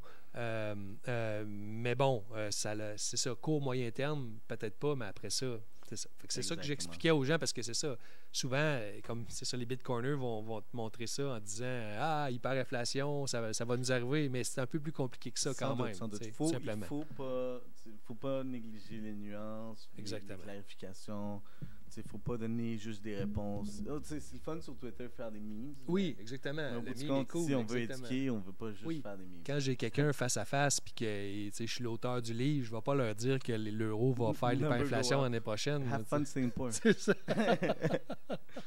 C'est ça. J'essaie d'avoir un peu plus de substance. Sans Hey, doute. dernier livre que je vais vous présenter, parce qu'on va pas faire nécessairement juste un book club, là, mais c'est Laird Money. Je suis en train de le traduire avec mon ami Jonathan. Super important. C'est le meilleur livre sur Bitcoin qui est sorti à date. Je les ai tous lus, je le sais. Ah oui, j'ai Euh, même pas lu encore. ouais, ça c'est malade parce que pourquoi c'est le meilleur livre sur Bitcoin, c'est que c'est comme Bitcoin Standard, mais en plus simple, parce que ça explique Ok. toute l'histoire de la monnaie. Genre, c'est super cool de voir à Amsterdam le trading des premiers bonds. Tu sais, comme comment c'est né l'échange de monnaie contre des bons du Les trésor. obligations. Les obligations, c'est ça. Les bons du trésor, tout ça. Les obligations, je pense que tu as raison, la traduction. Mais bon, Ouais. c'est super beau de voir le premier desk de trading ouvrir. Sans doute, hein. C'est comme. Puis ça, C'est ça en fait. quelle année environ? Je pense que c'est au 17, au 16, attends, 17e siècle, mais ça fait longtemps, là, tu sais, c'est vraiment quasiment médiéval. Puis c'était dans un port où ce que tous les bateaux arrivaient. Puis là, il y a eu un besoin de ça parce que, en fait, le livre commence comme ça très rapidement. C'est que avant, c'était des pièces, hein. Puis les marins, il y avait trop de pirates, puis les marins, ils perdaient l'or dans le fond de l'océan. Fait que ce qu'ils ont dit, c'est, hey, savez-vous quoi? Au lieu de s'échanger les pièces, faire du transatlantique, comme on va juste, genre, se dire, ben toi, tu me dois 5000 pièces, moi, je te dois 10 000 pièces, puis on va faire un ledger de même.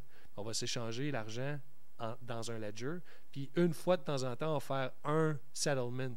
C'est comme ça que les settlements étaient c'est à cause que les pirates, ils envoyaient Ah toutes ouais, ils les perdaient des pièces dans le fond de l'océan. Fait qu'ils se sont dit, au lieu de faire 50 échanges de bateaux par année, on peut en faire comme un par 2 ans, puis on va avoir beaucoup moins de chances de perdre les pièces. C'est comme ça que c'est né, les ledgers. Fait que c'est expliqué dans le livre. Moi, je trouvais ça très, très fascinant. C'est vraiment Donc, fascinant. c'est plus précis que le Bitcoin Standard. C'est plus facile à lire, c'est moins long. Puis aussi, c'est que ça propose le framework pour avoir Bitcoin comme monnaie de réserve, unité de compte, une monnaie de réserve mondiale. Layer money, ça veut dire la monnaie multicouche, monnaie par couche. Fait que tu vois, en ce moment, c'est le US dollar en bas, il y a après les bons du trésor, les actions, c'est toutes des couches qui fait que tu pars de la monnaie de source puis que tu montes avec différents types de monnaies. Avant, c'était l'or. Avant, il y avait l'or. Après ça, il y avait l'US dollar. Il y avait toutes les derivatives qu'on appelle, là, toutes les autres formes de monnaie qui étaient par-dessus. Mais dans le futur, Nick, Bhatia, il propose un framework pour avoir Bitcoin au milieu, à la source, puis d'empiler toutes les autres formes de monnaie par-dessus. Puis c'est super crédible. Le gars, c'est un économiste, c'est un universitaire. C'est super intéressant. Fait que ça, c'est comme la façon que, disons que tu avais, je sais pas moi, quelqu'un devant toi là, qui est très, très ferré en économie, puis tu vas dire que ça peut pas marcher, genre, à cause de telle raison de marde, là. Mais tu dis, tu vois, man, dis ça, shut up. Puis là, il va laisser ça, dire OK, peut-être que ça se peut parce que c'est très, très crédible et très clair. C'est pour ça que je trouve que c'est le meilleur livre Bitcoin qui a été écrit. C'est ça le livre à donner aux PhDs en économie keynésienne? Oui, vraiment. J'espère qu'ils vont comprendre. Vraiment, c'est le livre à donner. Fait que moi, je suis en train de le traduire parce que je le trouve trop important.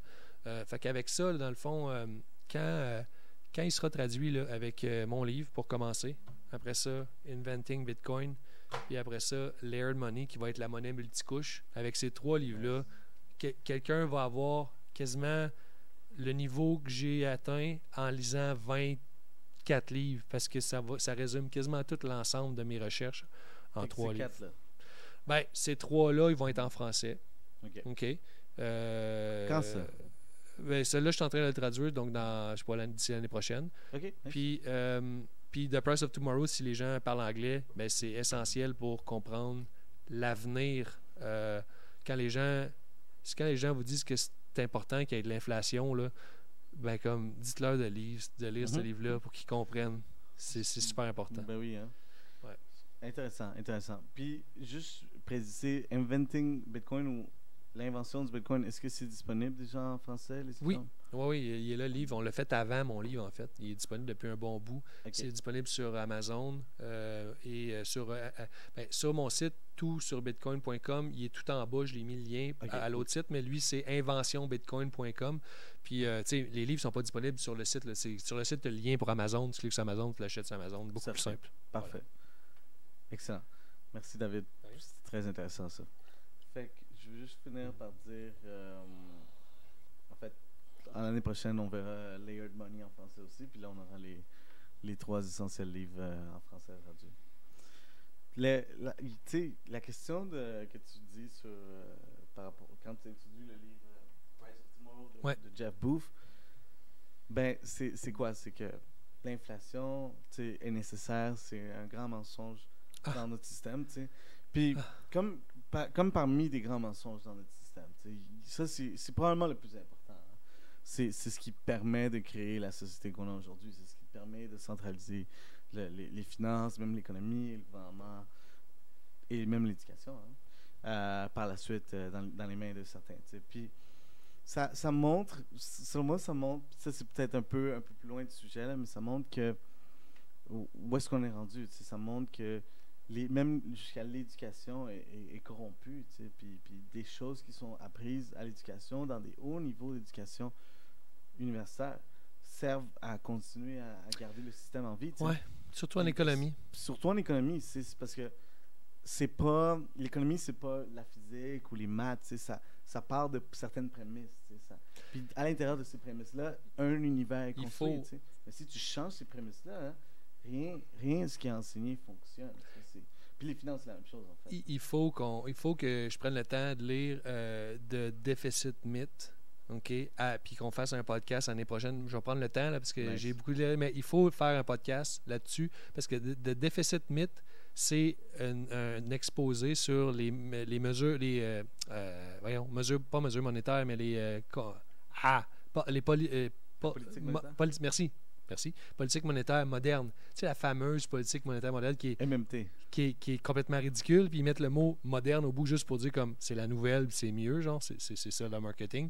Fait que c'est un livre que j'ai acheté là-dessus parce que ça m'intéresse de voir qu'est-ce qu'ils disent. Puis ce que j'ai compris à date, en discutant avec des gens sur Twitter, c'est que les autres, ils vont dire que c'est super important que la monnaie, ce soit comme un flow, tu sais.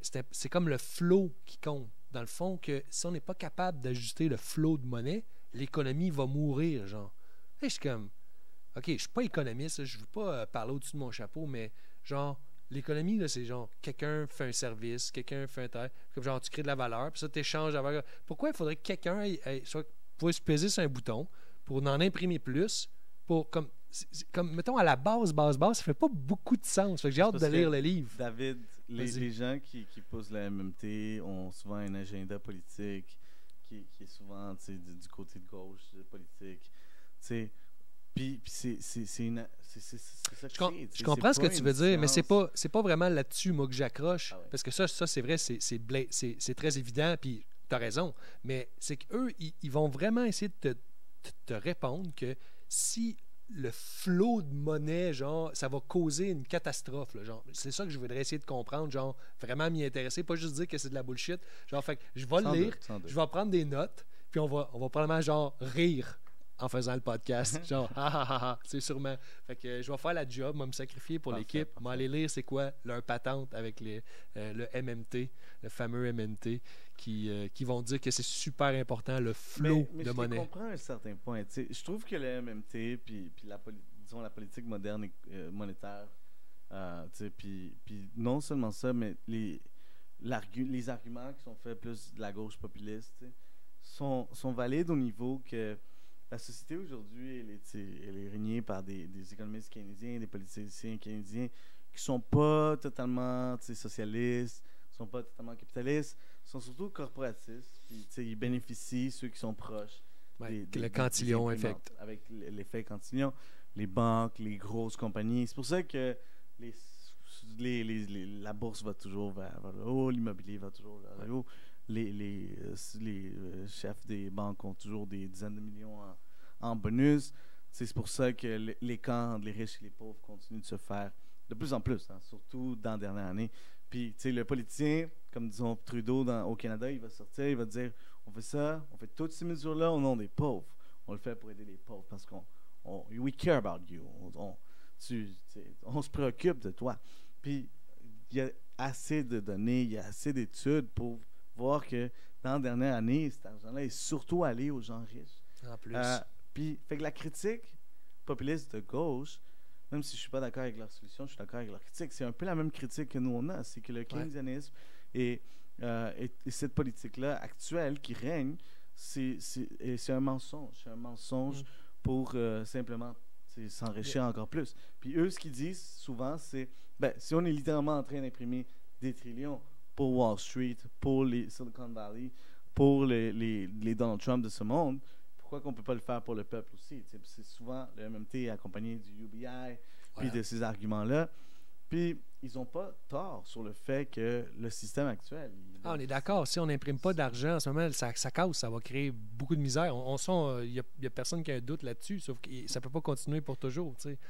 Mais le dernier point que je ferais exactement dans cette veine-là, c'est Christine Lagarde qui dit qui prévenait. Alors, j'ai vu ça, un clip passer d'une conférence quelconque, qu'on avait besoin des taux d'intérêt négatifs pour protéger les gens, genre protéger les pauvres. C'est comme l'angle qu'ils prennent, c'est qu'ils vont dire que si tu as des intérêts négatifs, les gens vont plus dépenser. Évidemment, ils ne voudront pas garder leur argent à la banque. Puis ça va créer du roulement économique, puis des jobs, puis les gens vont pouvoir manger. Sauf que ce qu'elle ne dit pas de l'autre côté, c'est que les gens, au lieu de garder leur argent à la banque, ils vont l'investir dans les assets, dans des biens, comme les biens immobiliers, comme on voit en ce moment. Les maisons vont monter de prix, puis les familles ne pourront pas s'acheter des maisons. C'est ça que ça fait quand on fait de l'impression monétaire ou des intérêts négatifs. Ça prend tout l'argent liquide, ça les met dans des assets, puis les assets montent en prix comme la bourse et comme l'immobilier. Fait que ça ne protège pas les gens. Les gens, ils se retrouvent juste à payer plus cher pour une maison. Puis ça, c'est juste la phase 1, David. Ça, c'est juste la phase dans laquelle on est. Mais qu'est-ce qui arrive après plusieurs années quand les riches qui ont les actifs... Puis tu sais, quand je dis les riches, il y a plusieurs niveaux de riches, right? Il y a les très, très riches. Il y a aussi les gens qui sont quand même aisés. Il y a la classe moyenne haute qui est quand même correcte, qui a déjà une maison. Les générations qui sont plus vieilles, qui ont déjà... Mais tu sais, quand on parle de l'ensemble des gens, surtout les nouvelles générations, qui observent ça arriver, peut-être qu'ils ne s'en rendent pas compte tout de suite, mais le moment où est-ce que le loyer est trop cher puis le salaire ne suit pas, là, il y a un sentiment à l'intérieur qui se développe. Hein? Voilà. Il y a un sentiment de les gens sont fâchés, les gens sont tristes, les gens sont désespérés, et ça se convertit aussi en politique. Et il y a des gens qui sortent, qui se disent « Hey, toi, pauvre! » Populisme. Ou juste que ce soit droite ou de gauche. Puis là, ils disent... Puis ça, en fait, moi, c'est là que je vois le rôle du MMT. C'est là qu'ils sortent et ils disent « Là, on va le faire pour vous. Là, on va... » Puis c'est là qu'il y a vraiment... que la grosse inflation arrive. Tout le monde me dit, genre, l'hyperinflation va arriver demain. Moi, je suis pas sûr. Il faut, avant ça, transitionner à qu'il y ait presque une lutte des classes, qu'il y ait une sorte de mouvement comme ça, qui se disent, on va prendre le fait que la Réserve fédérale n'est pas en contrôle, les politiciens ne sont pas en contrôle de la Banque centrale, c'est une escroquerie des riches. Il y a du monde qui dit ça. Il faut que les politiciens soient en contrôle de l'imprimante d'argent. Comme ça, ils peuvent le donner aux pauvres. Mais c'est ça, c'est comme ça que le Venezuela fonctionnait. C'est ça Hugo Chavez. C'est ça qu'il disait. Il disait il faut que les pauvres, on ait le contrôle. Puis les pauvres, c'est à ça a marché. Ça a marché. Ça a marché. Ça a tellement marché, Yann. Ça a tellement marché. Ça a tellement marché. C'est qu'avant la tombée du Venezuela, l'économiste le plus élevé engagé par le président disait que l'inflation, c'était une escroquerie inventée par les capitalistes américains, puis que ça n'existait pas. C'est simple, hein? C'est simple, hein? C'est simple quand tu peux dire ça, puis ensuite imprimer de l'argent, puis te remplir les poches, puis t'enfuir, puis devenir... Tu sais, toute la famille de ces gens-là sont devenues les familles les plus riches du pays, là. Au Zimbabwe, quand les prix montaient, le gouvernement a dit on va fixer les prix. C'est facile. donc là, ce qui arrive, c'est que quand tu fixes le prix, tout le monde dévalise les magasins parce que c'est genre 2 fois moins cher que la veille, ou je sais pas trop. Donc tout le monde achète tout. Parce qu'ils ont les moyens, parce que c'est 2 fois moins cher. Puis après ça, le propriétaire du magasin, il peut pas racheter des denrées. Parce que disons qu'il y avait des souliers à 10 000 $, puis le gouvernement dit c'est trop cher, on va vendre des souliers 5 000 $. Là, le gars, c'est pas lui qui est fait les souliers, là. Fait que, il faut qu'il aille voir son fournisseur, puis qu'il les achète. Mais il ne peut pas les acheter. Il y a juste 5 000 $. Mais le fournisseur ne va pas y vendre 5 000 $. Il ne va pas y vendre, ou il va peut-être même arrêter de vendre. Oui, mais c'est ça. Mais là, tous les magasins sont faits. Mais sais-tu quoi? Il n'y avait pas le droit de fermer les magasins par la loi. Fait que, il y avait des magasins, il n'y avait rien dedans, parce qu'il n'y avait pas les moyens de les remplir, puis ils ne pouvaient pas fermer le magasin. Fait qu'il y avait un dude qui était payé là, puis il y avait genre même pas une banane, il y avait genre un rouleau de papier de toilette dans l'étagère. Puis ça, c'était le produit. Puis il fallait pas trop qu'il le vende parce qu'il y avait besoin d'un produit au moins pour garder son magasin ouvert. Voilà. C'est ça que ça faisait. C'est fou, hein? C'est fou. Mais c'est ça qui arrive quand l'argent et l'État sont ensemble. Il faut séparer l'argent et l'État. Voilà. Et c'est ça le Bitcoin. C'est ça le Bitcoin. Tu vois, tout ce détour-là. En fait, je sais pas, c'est un podcast sur Bitcoin. Tout ce qu'on vient de parler, c'est totalement relié à C'est Bitcoin. totalement relié. Là. Ouais. Tu sais, des fois, tu te dis, est-ce que je suis en train d'exagérer? Est-ce que je suis en train de pousser ça trop loin quand je dis Bitcoin fixes this, Bitcoin hacks ça? Mais là, plus que tu réfléchis, plus tu te rends compte que non, c'est juste strictement relié. Ouais. La politique, Faut- l'économie. Ramenons-nous à la base, C'est tout Gustavo. relié. Ramenons-nous à la base. Quand tu crées un bien, quand tu offres un service, tu es rémunéré dans une valeur. OK? Pourquoi cette valeur ne pourrait pas être genre stable et non contrôlée? Ben, comme elle pourrait garder sa valeur, puis elle ne devrait pas être nécessairement être contrôlée par quelqu'un qui pourrait la diluer ou juste comme conserver sa valeur. C'est ça que Bitcoin offre. Tu fais un travail, quelqu'un te rémunère et tu peux juste garder ça. Et Exact. il n'y a pas un gouvernement qui peut pouvoir dire, ben vous savez quoi, il faut absolument sauver tel groupe de personnes, on va imprimer des centaines de millions de dollars, puis on va diluer vos avoirs. Ben, avec Bitcoin, il n'y a personne qui peut faire ça. Donc, ça ne peut pas être dilué. Personne. Voilà. C'est simple de même. C'est ça que ça C'est règle. simple de même, hein. Et- mais David, c'est qui va construire les routes, là? Il faut que les routes se construisent, là. C'est ça qu'ils nous disent tout le temps, là. Tu peux pas avoir le Bitcoin seulement, il faut construire les routes. En passant, Gustavo, il n'y a aucun problème à avoir Bitcoin puis des gouvernements en même temps. Ça se Ouais. peut. Ça se peut. Tu sais, ça peut même être l'argument, mais si tu veux que ce soit le gouvernement qui construise les routes, fine, mais ça n'empêche pas d'avoir Bitcoin. Ça n'a rien à voir. Non, je sais. C'est ça. Non, mais je veux dire, je comprends ce que tu veux dire. C'est toujours l'argument après, mais je veux C'est dire. toujours l'argument. Hein. Mais we can have both if you like. Tu sais, c'est pas un. Il peut y avoir des c'est routes pas un privées aussi. Hein. Oui, il peut y avoir des. Tu sais, mais oui, c'est vrai que c'est toujours. En fait, c'est parce que les gens confondent genre séparer le gouvernement puis l'argent, puis genre anéantir le gouvernement. C'est pas nécessairement la même C'est pas chose. nécessairement la C'est même pas la chose. même chose. On Ça pourrait avoir un gouvernement puis une monnaie non contrôlée par le gouvernement. Ben, en fait, on l'a déjà. Ça s'appelle Bitcoin. Mhm. C'est simple. Hein? Fait que, juste avant de passer à un autre sujet, Oui. je veux parler de la semaine Bitcoin Oui. qu'on a fait à Montréal. Juste avant, je veux juste que tu nous dises tous les pays que tu as Ah. dans toute cette ville-là. Oui. Je sais que tu en as parlé un peu, mais... Ah, ben, je vais le Ouais, faire bon. rapidement. J'ai fait une vidéo avec Roxy qui est disponible sur sa chaîne où je décris Ah ouais, toute ma cool. collection. Je vous inviterai à la regarder. Puis je l'ai fait aussi aujourd'hui avec Daniel Prince à Once Bitten, un podcast avec lui qui est disponible là, comme genre, il est déjà disponible aujourd'hui. Ben là, ça va sortir plus tard, mais comme la journée qu'on enregistre, c'est déjà disponible. Jeudi. Oui, on est jeudi. 2 septembre. 2 septembre, oui. Donc, c'est disponible, Once Bitten. Puis, je l'ai décrit. Fait que je vais rapidement. Là. J'ai des billets de la Hongrie. Et le plus gros, la Hongrie de 1946. Donc, c'est après la guerre. Il était du mauvais côté. C'est la plus grosse hyperinflation la de guerre. l'histoire, je pense. Ouais. n'est-ce pas? Donc, j'ai un billet de 1 million de billions. Et les billions, c'est après les milliards. Donc, c'est 18 zéros. C'est 1 avec 18 zéros. Puis, Wow. ce qui est fascinant, c'est que un mois avant, ça, c'était en juin. Puis, ça, c'était en mai. Puis, en mai, c'était 1 million de millions.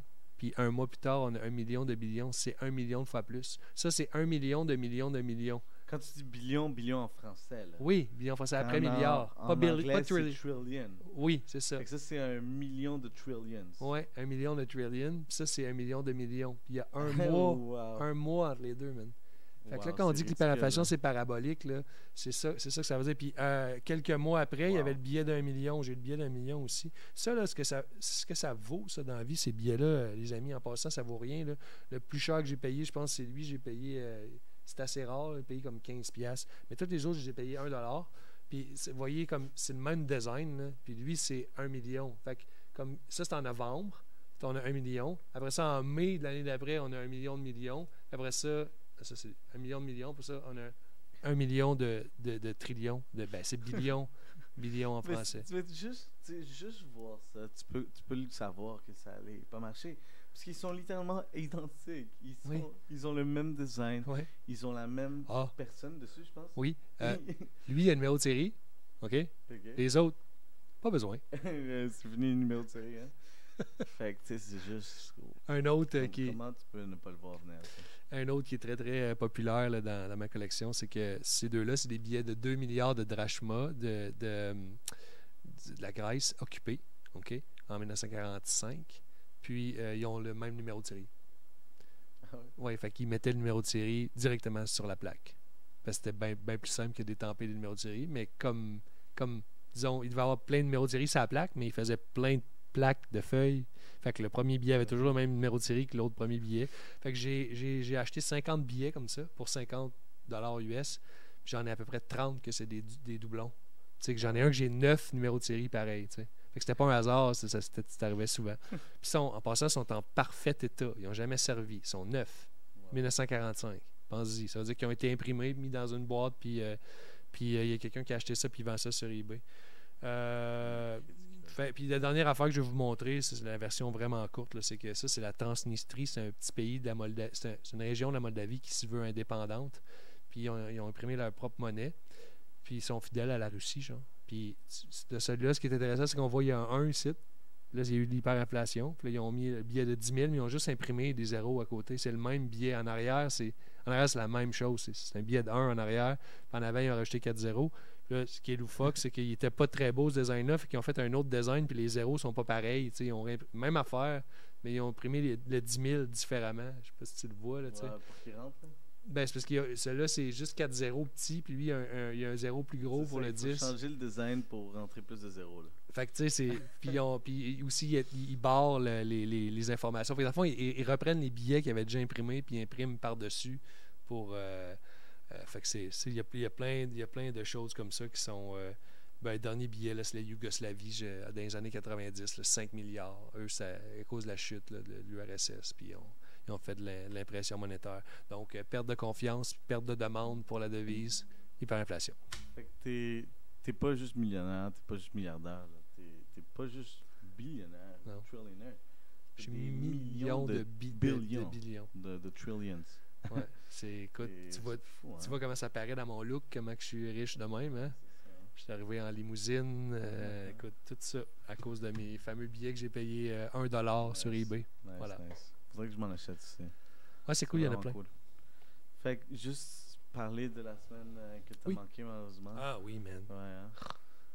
Maudites Mais bon, vacances. tu seras là L'année prochaine. fois. Ouais. Ouais, l'année prochaine. Fait qu'on a fait une semaine, on a organisé une semaine, moi et Maciek et Tristan, deux de mes collègues chez Verify. On a organisé une semaine qui était dans les bureaux ici, Cowork Montréal, sur la rue Saint-Denis, proche de Montréal. On a organisé une semaine de workshop, ben en plus, c'était plus comme une conférence complète au bout du compte. Là. Ouais. Il y avait des workshops, il y avait des présentations, on a vendu environ 40 tickets, ben il y a des restrictions au Québec là, sur les événements, fait que tu peux pas remplir les salles au complet.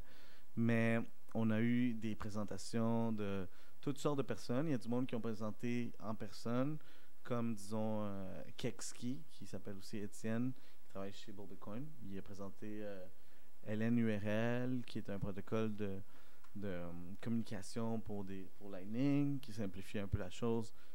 Mais aussi présenté le travail que Bull Bitcoin est en train de faire sur Lightning, qui va sortir bientôt. Scoop? Ouais, ben non, il l'avait dit. Les vidéos sont sur YouTube. OK. Hein. Il y a un Bull Bitcoin YouTube account, un compte YouTube de Bull Bitcoin, qui a environ 600-700 followers. Vous pouvez trouver toutes les vidéos de toute la conférence là-dessus. Il y a plus de 20 présentations. Moi, ma préférée, c'était probablement celle de Paul Itoy, je pense que c'est ça son nom de famille. Dans le fond, lui, c'est le PDG, le CEO de Sphinx Chat, qui est une application construite par-dessus le réseau Lightning, qui permet d'envoyer des messages de manière encryptée, de manière instantanée, à n'importe qui, et en même temps d'envoyer des paiements ou de même conditionner des messages à des paiements ou conditionner des vidéos ou des photos à des paiements. Genre, tu peux juste voir mes vidéos si tu payes. Puis tu peux même maintenant conditionner. Il me semble que je vois une application directe pour ça. Comme quoi? Payer pour voir des vidéos. Vas-y, dis en plus. Là. Continue. Non, dis-le. Je sais, tu penses à quoi, dis-le. Je veux juste t'entendre le dire. Là. OnlyFans, ils viennent de bannir la porn sur leur plateforme. Ça pourrait, ça pourrait fonctionner sur Lightning. Voilà. Ça pourrait être, les paiements pourraient être non censurables. Voilà. Mais Paul, il présente Sphinx. Puis tu peux même streamer des podcasts sur Sphinx maintenant. Puis tu peux typer directement par Lightning la personne qui fait le podcast.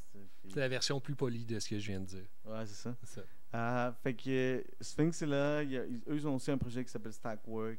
Très intéressant, qui permet aux gens de n'importe où sur la planète d'aller sur un site, faire des petites tâches pour quelques dollars, se faire payer en Lightning, sans identification, sans besoin de passer aucun test ou rien. Tu sais lire, tu retranscris ce qui est marqué dans des images, des JPEG, genre, puis tu te fais payer en ouais, genre quasiment comme des catch-pas, genre les captures. Quasiment comme ça. Ah ouais. Puis il y a du monde, il y a des dizaines de milliers de personnes qui utilisent ça dans travers la planète, qui se font payer en Lightning. Ah non, mais sérieux, t'imagines, t'es au fin fond du Venezuela, là, mettons, t'as une connexion Internet, là, puis ton argent vaut rien, là. Tu passes quelques heures par jour à faire ça, tu reçois une coupe de sats, puis ça se peut que ce soit plus que ton salaire mensuel, genre. C'est exactement ça qui est en train d'arriver, David. Là. C'est pour de vrai. Là. Le réseau Lightning est utilisé par probablement des centaines de milliers de personnes ou des millions de personnes à ce point-ci. C'est ça que le Salvador est aussi en train de travailler dessus pour tout le pays. Quelqu'un qui s'appelle Nicolas est venu nous parler. En plus, c'est un Français, mais il nous a présenté ça un peu en anglais. Il est venu nous parler du projet Bitcoin Beach, juste avant Paul, en fait, le troisième jour, le jour Lightning. Puis, justement, il a présenté. C'est lui qui a parti tout le projet de Bitcoin Beach, de Bitcoin au Salvador. Il a fait ça il y a 2 ans. Puis là, c'est rendu la monnaie officielle mardi prochain. Hein? Le 7, t'as vu où ça a amené? C'est fou, man. Tu pensais à ça? Hein? Ah, j'imaginais pas ça. Mais bon, puis toi, t'étais là quand il l'a annoncé à Miami, man. Ouais, c'était super cool. Comme tu vas pouvoir dire ça à tes petits-enfants, genre, tu sais, comme, guys, j'étais là. Le premier pays. Parmi plusieurs, hein? Les autres s'en viennent. C'est juste une question de temps. Oui, mais il n'y a pas Cuba, là, aussi. Ah ouais, on s'en parlait un peu, mais c'est pas encore la même chose. Il va régulariser ou quelque chose comme ça. Mais ça devient légal aussi. Hein? C'était un peu illégal avant. Ouais. Mais tout le monde l'utilisait pareil. Là. Exact. Fait que pour dire que sur YouTube, vous pouvez trouver n'importe quelle vidéo, toutes les présentations qu'on a faites cette semaine-là. Moi, je vais toutes les écouter, man. Toutes. Nice. Je vais être diplômé. Est-ce qu'il y avait un petit diplôme à la fin? On n'a pas fait de diplôme finalement. Chut. Ouais, mais on a manqué de temps. On a fait beaucoup trop de choses en fait. Il y a eu les présentations durant le jour, puis le soir, il y a eu des événements à chaque soir. Le premier soir, on est allé sur la terrasse du cowork, on a fait un barbecue, bière, steak, c'était super nice. Le deuxième jour, on a fait une sortie au bar Lord William Pub. Hey, si je viens l'année prochaine, je suis végétarien, je peux dire. Hey, c'est pas vrai, c'est une blague. Je suis pas végétarien. Mais non, il y a quelques végétariens. Il y a toujours une option végétarienne. Ok, cool, ok. On est quand même. Vous êtes inclusif, c'est bon. On est inclusif, c'est ça. Le deuxième jour, il y avait une sortie au Lord William Pub. C'est un bar au Griffintown, c'est vraiment cool. Le troisième jour, on est allé au parc La Fontaine. C'était nice, ils ont amené le drapeau Bitcoin. Ah ouais. Il y a du monde qui était comme, hey, c'est quoi ça? Le quatrième jour, on est allé au resto Gandhi. C'est un resto au Vieux-Port de Montréal de nourriture indienne. Très bon. Puis le propriétaire, ou du moins le gérant, c'était un Bitcoiner. Puis aussi, on a payé en CoinMiles. Donc, c'est une application qui nous a permis de recevoir 10% de retour sur notre facture en Bitcoin, directement sur l'application. Donc ça, c'est vraiment cool. Ça, là, ce qui est fou là-dedans, là, c'est qu'il y a des gens là, que ça fait des mois ou des années, depuis le début, qui font ça. Là, puis genre, il y a des affaires qui ont reçu, mettons, 10%, que leur récompense maintenant vaut plus cher que ce qu'ils ont payé. Ben, c'est exactement ça. C'est exactement ça, David. T'as-tu pensé? C'est insane. Puis en plus, tu n'as même pas besoin de dépenser du Bitcoin. Tu lies à ta carte de crédit, tu dépenses ta carte de crédit. Oui. Puis en même temps, ça te donne 10% back en Bitcoin, qui éventuellement va valoir encore plus cher que ta dépense. C'est incroyable. Ouais. C'est une super belle application. C'est disponible au Canada, CoinMiles. Je recommande à tout le monde de l'installer.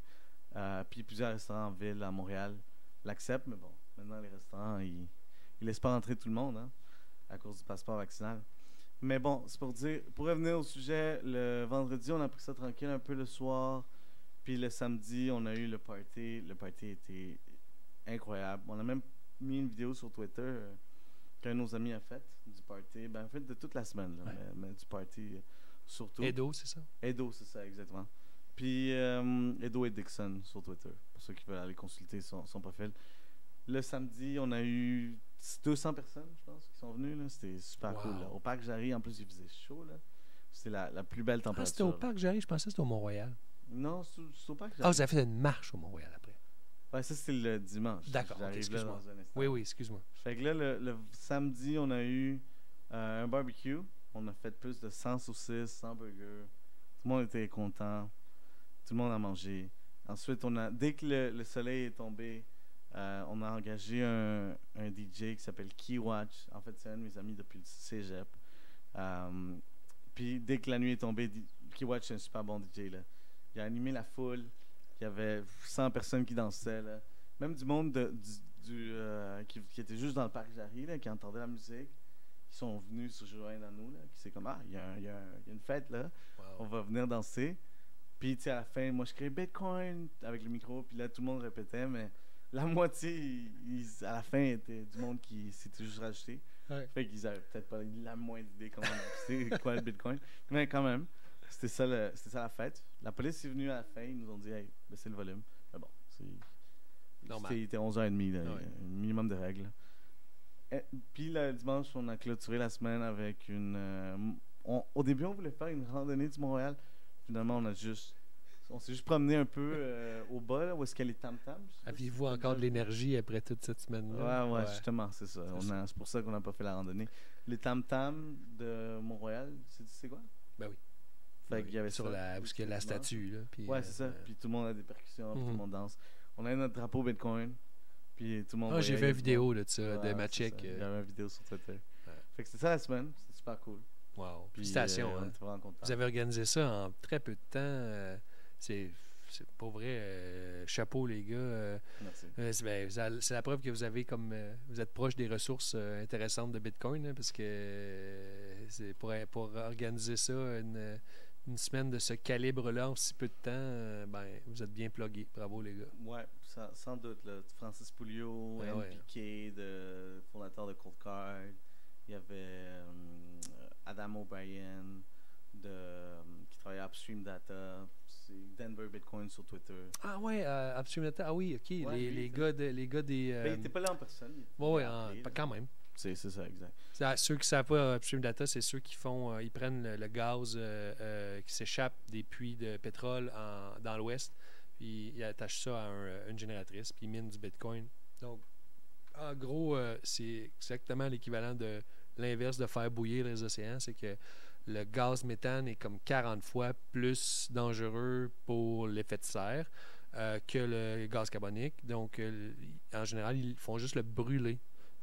Donc, ça devient du gaz carbonique, c'est moins pire. Mais le réutiliser, le transformer en électricité puis faire miner du Bitcoin, c'est 100% intéressant parce que ça utilise cette énergie-là qui serait gaspillée de toute façon. Puis ça transforme le gaz méthane en gaz qui est moins dommageable pour la planète. Fait que c'est comme tellement une business parfaite. Là. C'est du génie. C'est du génie. C'est du génie. Ça va peut-être changer le monde. Je sais pas trop. Je sais pas s'il y en a assez de gaz comme ça pour soutenir tout le réseau, mais on devrait toutes les bouches, comme toutes les utiliser puis toutes miner. Il y a beaucoup de monde qui travaille sur ça maintenant.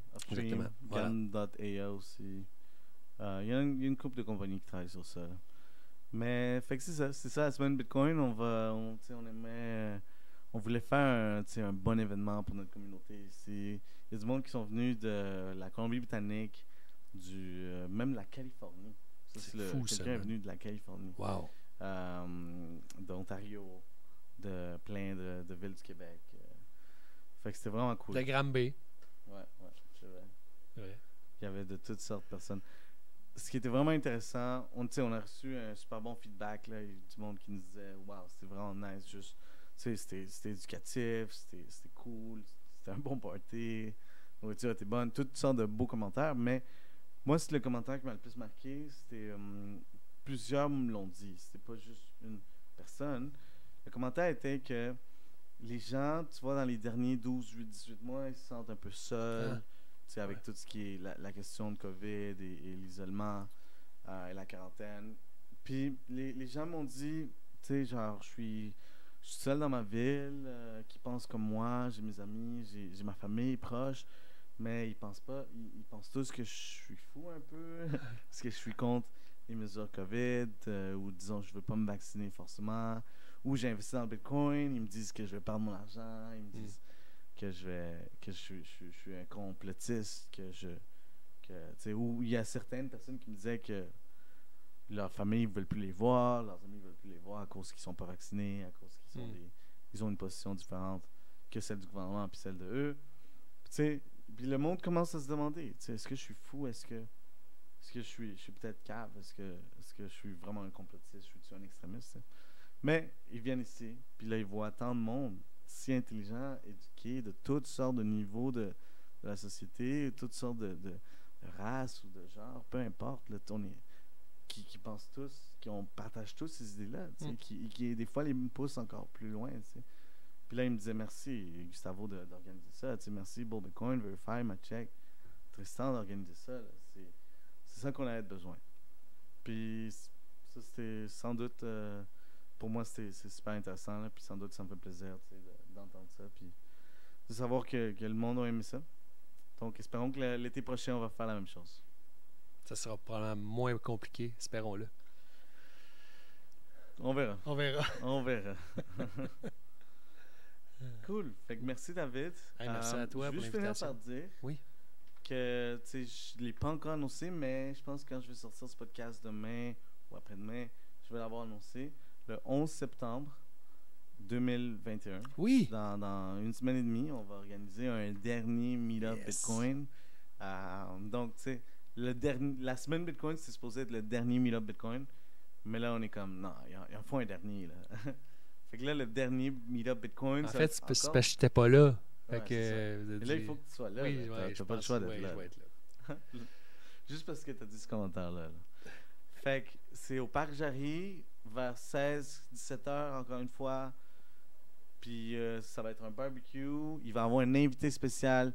C'est pas un invité Bitcoin, c'est plus un invité québécois qui pense comme nous. Il se demande des questions sur la question COVID aussi. C'est un humoriste. On va avoir plus de détails sur ça sur Bitcoin Montréal Meetup, ou sinon vous pouvez nous suivre sur Twitter, sur Facebook. On va partager toutes les informations là-dessus, soit Verify, soit Bull Bitcoin. Vous pouvez suivre les deux pages, puis les informations vont arriver à vous. Donc le 11 septembre, vers 17h, ça commence. Il va y avoir un barbecue. Encore une fois, c'est le meilleur événement parce que la nourriture est gratuite, la boisson est gratuite, il y a un DJ, ça dure de 17 jusqu'à 23h, 24h. Fait que venez-vous-en. Genre, venez-vous-en de Québec, venez-vous-en de Magog, là, je pense à certains. Mais venez-vous-en de partout, là. Ouais, Kevin. Venez-vous-en, ça va être incroyable. Là. Je vais avoir 6 livres. Il reste juste 6 livres, man. Ah ouais? Fait que ceux qui voudront en acheter, je vais en avoir 6 sur place, arrivez tôt. Vous aussi, vous pouvez voir, il va ramener la Oui, je vais ramener la fameuse collection. Pour en parler avec vous autres. On se voit tous là pour le 11 septembre. Manger quelque chose, boire une bière, juste jaser. Puis profiter de la fin de l'été. Hein? Oui, c'est quasiment fini déjà. Ben, merci beaucoup, David. Je pense qu'on peut finir avec ça. Yes. Fait que j'espère que t'aimes ça, puis on se parle bientôt, David. Vraiment, puis c'est pas le dernier qu'on va faire. Je pourrais venir vous visiter une fois de temps en temps. J'aime beaucoup votre podcast. Merci beaucoup, David. Longue vie à la sauce Bitcoin. Parfait. Ben, merci à tout le monde qui nous a écoutés. Puis, comme je vous ai dit au début, on a pris quelques semaines de pause, mais là, on est de retour et il va y en avoir un chaque semaine. Je sais qu'on a dit ça la première fois, mais là, c'est pour de vrai. Puis, on se revoit la semaine prochaine. Merci beaucoup.